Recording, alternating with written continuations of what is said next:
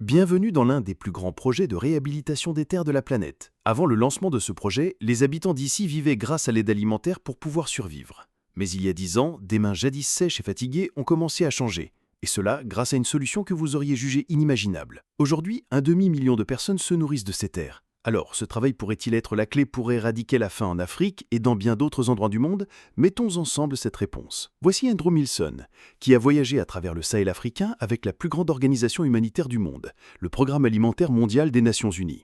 Ce sont eux qui arrivent toujours en premier auprès des populations affamées, vulnérables et dans le besoin dans les zones de guerre ou de catastrophe.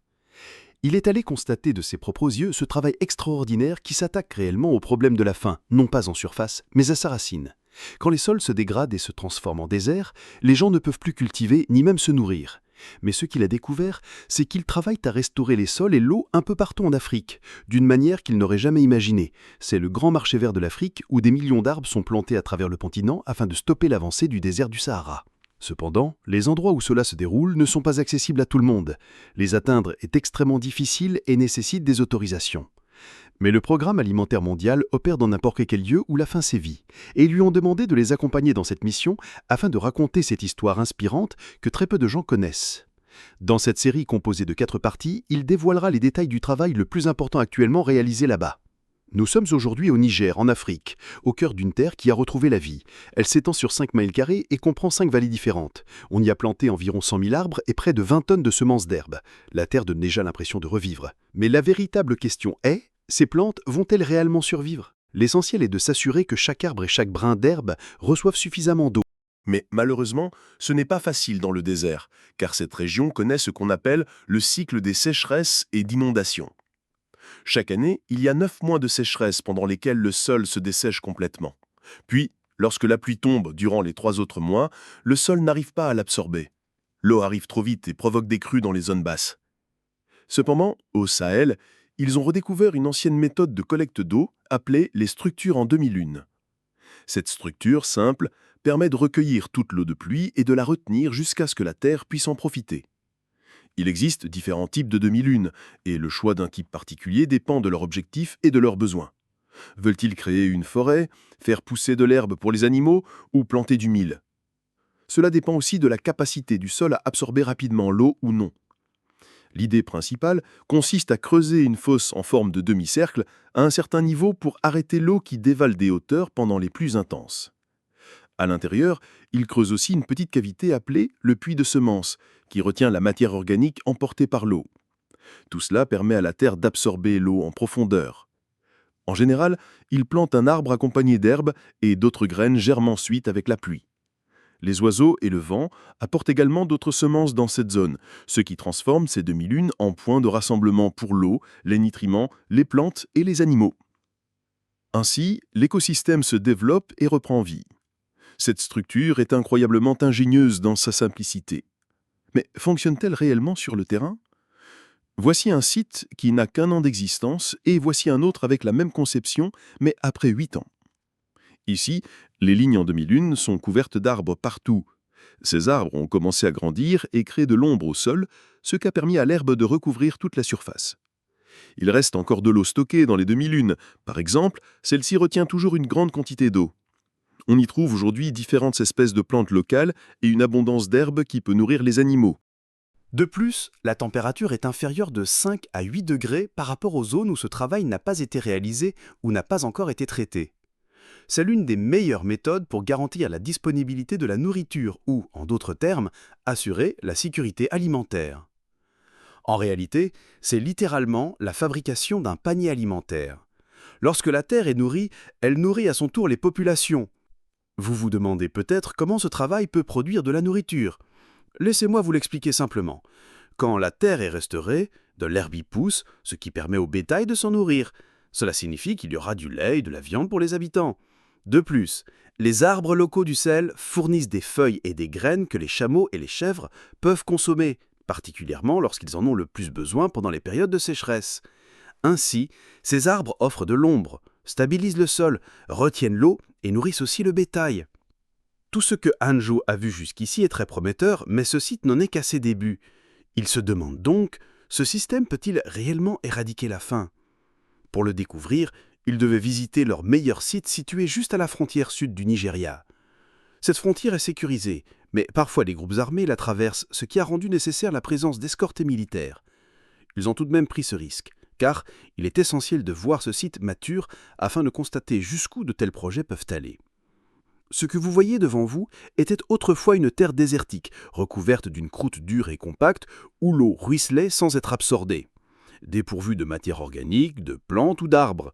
Aujourd'hui, on observe une transformation spectaculaire. En regardant les images satellites des 7 dernières années, on constate que la surface de désert nu est devenue presque nulle. Ces terres sont redevenues capables de retenir l'eau et de produire diverses formes de vie, ce qui signifie qu'il existe ici un potentiel immense pour l'agriculture et l'alimentation. Tout cela est confirmé par le soutien total du gouvernement du Niger. Andrew a obtenu d'ailleurs une information exclusive du chef des services forestiers qui lui a fait visiter l'ensemble du site et lui a révélé des détails impressionnants. Comme l'impact de ce travail sur toute la région. L'homme, très aimablement, lui a expliqué que ce marché avait réellement contribué aux efforts de la Grande Muraille verte africaine. Ce qu'il en a retenu, c'est que puisque cette zone se trouve au bord du désert du Sahara, elle est fortement affectée par les vents chauds et puissants venant du désert, ce qui pourrait à nouveau assécher la terre. Mais la surprise, c'est que l'ombre des arbres plantés derrière bloque entièrement l'effet de ces vents, contribuant ainsi à stopper de manière fondamentale l'expansion du désert. Le Niger est l'un des pays les plus chauds du monde, mais la température a considérablement baissé dans les zones où des arbres ont été plantés, et cet effet n'est pas limité au cœur de ces zones. Il se constate également à leurs frontières. Le projet est devenu un véritable réseau de vie et de biodiversité. Toutes sortes de graines se déplacent avec le vent et les oiseaux viennent aussi en apportant d'autres semences. Nous sommes actuellement en saison des pluies, qui dure 3 mois, et tout l'endroit paraît fertile et verdoyant. Vous pouvez voir toute la nourriture dont les animaux se nourrissent.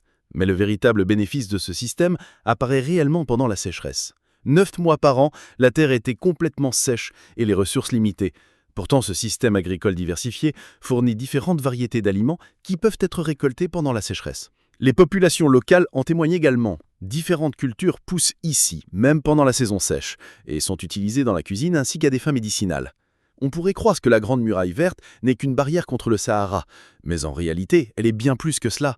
Elle reconstruit le tissu écologique de toute la région. Et lorsqu'on commence à voir son expansion à grande échelle, comme sur ce vaste site et dans 58 autres sites de la Grande Muraille verte au Niger, on assiste à une véritable restauration du tissu écologique de la région. Dans ce site uniquement, d'une superficie d'environ 800 hectares, près de 3,3 millions de mètres cubes d'eau ont été absorbés par le sol au lieu de s'écouler en crue. Et 15% de cette eau est descendue jusqu'à la nappe phréatique profonde, rechargeant ainsi le niveau d'eau qui reste disponible en permanence. L'impact réel de ce projet sur la vie des populations est tout à fait tangible. La preuve en est qu'ils vont maintenant visiter un nouveau jardin dans un village voisin afin de constater les effets de cette recharge de la nappe phréatique. Il est clair que la population là-bas est composée de nos frères musulmans, que Dieu les bénisse et leur accorde la victoire partout. Avec le temps, le niveau de l'eau est remonté et l'eau est devenue disponible, ce qui leur a permis de cultiver presque toute l'année. Ce jardin n'est qu'une petite exploitation d'1,5 hectare, l'une des 9 similaires. Les communautés ici ont réussi à cultiver diverses récoltes grâce à l'eau pompée du sol. Cette eau a été améliorée par la remontée du niveau de la nappe phréatique, conséquence directe du travail que nous avons vu réaliser dans le cadre de la Grande Muraille verte. Avant ces travaux, 9 enfants sur 10 examinés souffraient malheureusement de malnutrition. Mais de ce que nous avons constaté aujourd'hui, dans le jardin de la muraille, la communauté est désormais capable de produire une grande variété d'aliments nutritifs, comme des légumes et des fruits utilisés dans la cuisine locale. Cela contribue à une meilleure alimentation pour les habitants et leurs enfants, et réduit considérablement la malnutrition, ce qui est le plus important. Au cours des 5 dernières années au Niger, environ 3 millions de personnes, en moyenne chaque année, avaient besoin d'aide alimentaire. Mais, durant cette même période, ces projets ont aidé un demi-million de personnes à ne plus dépendre de cette aide. Réfléchissez-y, 500 000 personnes mangent grâce à 528 projets de ce type au Niger. Il est évident que ce projet est un succès à tous les niveaux. Mais la grande question demeure, comment pouvons-nous l'agrandir afin qu'il puisse éradiquer la faim dans toute la région ? Au Niger, au cours des 10 dernières années, le Programme alimentaire mondial, en coopération avec le gouvernement et d'autres partenaires, a restauré environ 300 000 hectares. En restaurant la terre de cette manière, ils aident les zones basses, car le sol absorbe l'eau, et ils offrent également une excellente protection contre les vents. Ainsi, chaque hectare restauré influence positivement une surface 3 fois plus grande. Cela signifie que les 300 000 hectares équivalent en réalité à environ 900 000 hectares. Le Niger est un pays immense et la région du Sahel est extrêmement vaste, donc ce travail ne représente encore qu'une petite partie de ce qui doit être accompli. Andrew dit qu'il commence maintenant à voir des solutions proportionnées à l'ampleur du problème. En marchant au milieu de ce paysage, vous pouvez imaginer que vous êtes à l'intérieur de la Grande Muraille Verte une fois qu'elle sera totalement réalisée. La Grande Muraille Verte est une opportunité de transformer les terres désertiques et dégradées en paniers alimentaires qui ne nourriront pas seulement leur propre pays, mais également de nombreux autres à travers le monde. La vision et l'objectif, désormais, consistent à permettre à tout le peuple ensemble de réaliser cette renaissance écologique en Afrique subsaharienne, dans le Sahel ou au Niger, afin de créer un changement totalement inédit.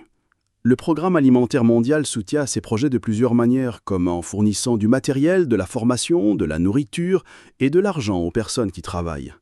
Cela aide à stabiliser les communautés, à renforcer leurs ressources naturelles, et cela leur permet de réaliser ces avancées avec des partenaires comme le gouvernement du Niger qui a adopté cette idée comme une vision forte pour transformer les zones rurales du pays. C'est extrêmement important dans cette région afin que la terre-mère puisse nourrir à nouveau son peuple. C'était la vidéo d'aujourd'hui.